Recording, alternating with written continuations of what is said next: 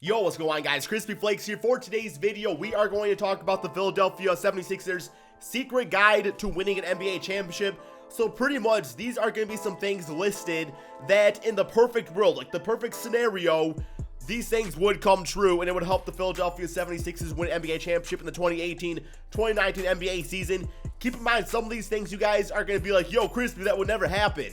Well, in a perfect world, it would, and stuff like that, man. So what we're going to do is talk about these things. Then we're going to hop on NBA 2K19 and do a simulation, assuming these things actually do happen. So the first one I have for you is obviously the Philadelphia 76ers. They need to stay healthy as a basketball team. I mean, you got Ben Simmons out there, you'll get injuries, Joel Embiid, guys like that. If those guys can stay completely healthy, and still after last season, because for the most part, Joel and Ben Simmons were, then, on top of making the playoffs and everything last year, that's only going to help them improve as NBA players, and stuff like that, man.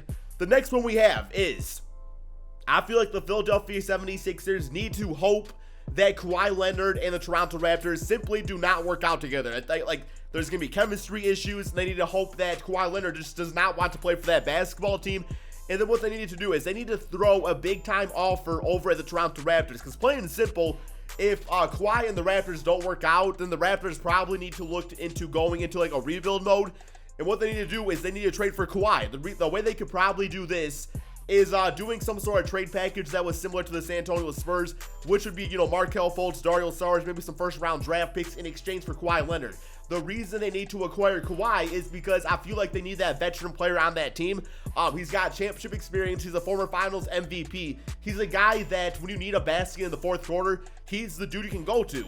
At times I felt like last season Joel Embiid, I don't want to say he didn't want to be that guy, but I do think at times Joel Embiid, just like his immaturity in shot selection was kind of shown at times.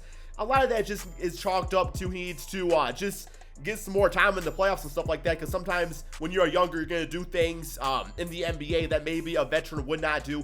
Kawhi Leonard totally takes care of that. You put him in the small forward position, a position that in the NBA really is so dominant by NBA superstars. You got LeBron James, you got Giannis, Kawhi Leonard, just so many great small forwards in the NBA, Kevin Durant. So having him on the team defensively is going to help, win some of those big time series. Even against like the Boston Celtics, who is going to be their big time rival. Jason Tatum, Gordon Hayward, Kawhi Leonard is going to be able to help shut them down, not to mention having Ben Simmons at the point guard position. Just the length, with Joel Embiid out there too, is going to be a lot for teams to handle out there, you know what I'm saying? Also in that trade, I feel like kind of to entice the Toronto Raptors in getting rid of some salary and just, having them start their whole rebuild, they should also try to acquire Serge Ibaka in that trade. The reason I say that is because Serge Ibaka, I feel like could develop a nice pick and pop game with Ben Simmons out there. Not to mention too, he's got playoff and NBA Finals experience back from his OKC Thunder days. He's a guy that's added the three-point shot to his game. If Dario Saric is traded away, then the fourth spot's kind of opened up for a guy that can kind of be a stretch big out there.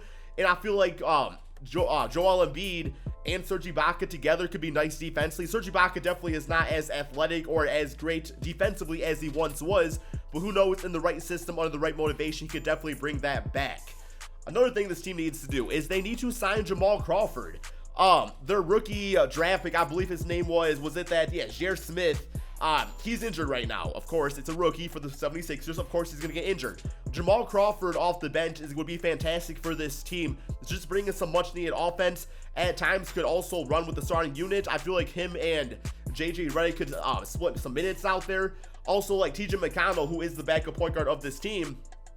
Sometimes offensively he's not the greatest guy out there, so being able to have a guy to pass to like Jamal Crawford just to get you a quick bucket would be nice to have. Because TJ, that's the thing about trading Markelle Fultz. It's like right now you kind of have a logjam at that backup point guard position with TJ McConnell and Markelle Fultz. I feel like TJ's kind of earned his minutes out there, so being able to have Jamal Crawford on the team alongside him, I feel like would just be a nice duo. And then finally, Ben Simmons, if he can develop some sort of a respectable jump shot. I know a lot of people are going to say, well, Ben Simmons doesn't need it to be a great player. He already draws in defenses and stuff like that just with his ability to get to the basket, which is amazing to think about by itself, that Ben Simmons can do all that out there without having a three-point shot. But I'm saying Ben Simmons with a three-point shot, a mid-range shot, he would probably instantly become one of the most dominant players in the NBA. Not saying he's already not, because he's getting there definitely, but just being able to, I guess we're going to talk in terms of NBA 2K. If he can get like an 81 mid-range shot, like an 83 point shot, 82 3-point shot, something like that out there, he is going to be unstoppable. So these are some changes to the team that I feel like will be the secret guide. So what we're going to do is we're going to go hop over on 2K19 now. I put all these changes into play. We're going to do a simulation, and we're going to see just how good this team could really do. Okay, so here are all the changes. I also did change up Ben Simmons' 3-point shot to make it more respectable out there. So we got Ben Simmons, JJ Redick starting at shooting guard, Kawhi Leonard, Serge Ibaka, and Joel Embiid.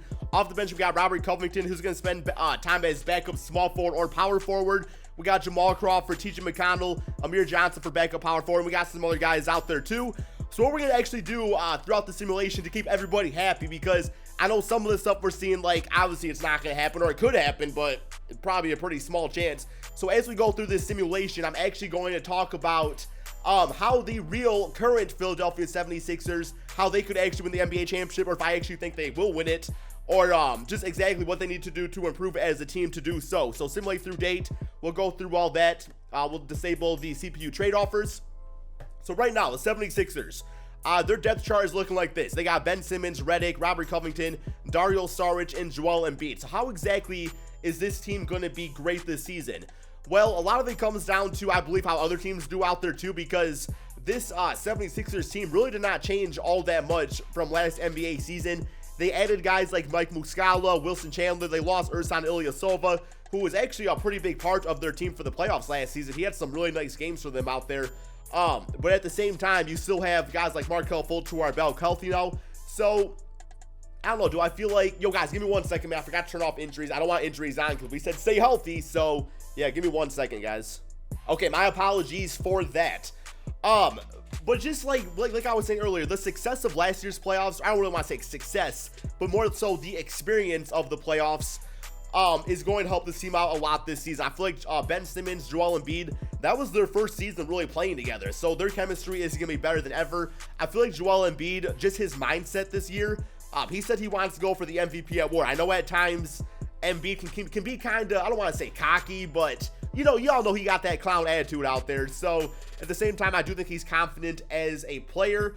But a lot of it's going to come down to the chemistry of other teams, like I was saying, like the Boston Celtics. How exactly are they going to incorporate Gordon Hayward back into this lineup after the success of Jason Tatum and Jaylen Brown last NBA season?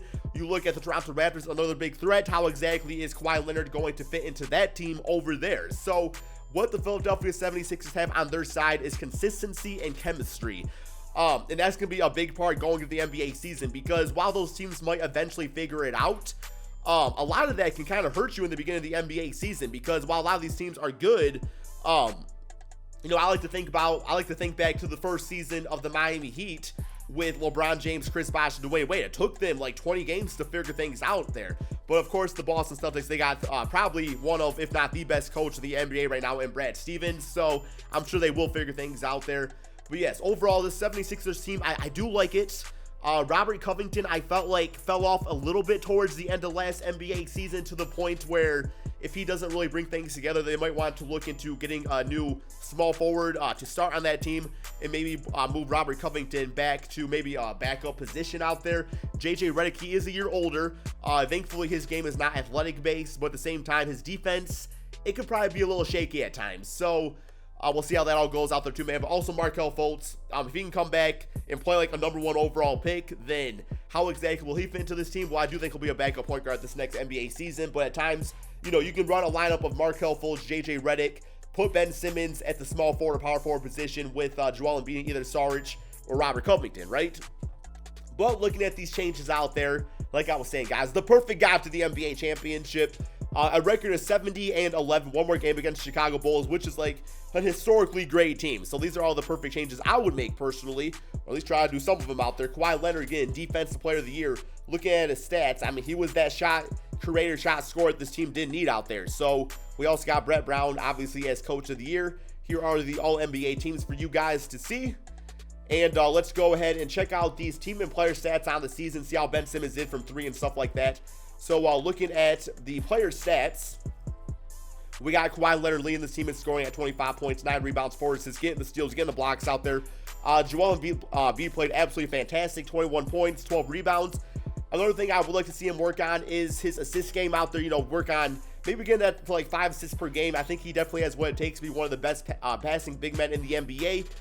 Ben Simmons went up to 17 points. So as compared to last season, I don't remember how much he averaged last year. So let's check that out real quick.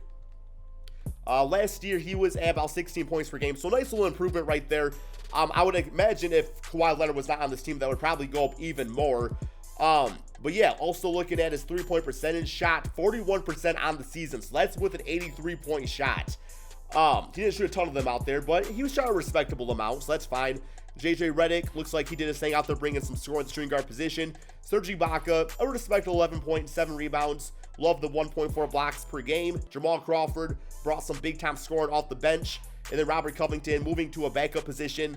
Not like spectacular numbers, but good backup numbers, I will say that. And then TJ McConnell, nice for the backup point guard role. So overall, it looks like it worked out pretty damn nice. Of course, you got teams like the bitch-ass Warriors out there. It can make things more difficult. So we'll see how these playoffs go. Simulate current round against the Detroit Pistons. Take the simulation with a grain of salt. I mean, of course, it's a video game and stuff like that. So this video is more about the discussion. Beat the Detroit Pistons 4-0. Close-out game looking like this. Kawhi Leonard dropped 25-17 for the veteran Jamal Crawford. 14-10 for Ben Simmons. And 7 assists. Next up, the Boston Celtics, which is the team I would be worried about if I was Philadelphia.